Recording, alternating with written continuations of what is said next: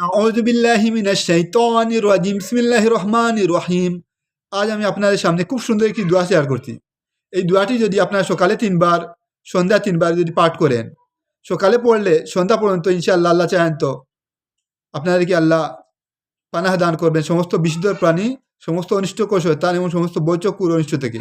আবার সন্ধ্যা যদি পড়েন 3 বার, আগামীকাল সকাল পর্যন্ত ইনশাআল্লাহ আল্লাহ চাহেন তো সমস্ত বিষধর প্রাণী, সমস্ত অনিষ্টকর শয়তান এবং সমস্ত বৈচকুর অনিষ্ট থেকে আল্লাহ আপনাদেরকে পানাহ দান করবেন।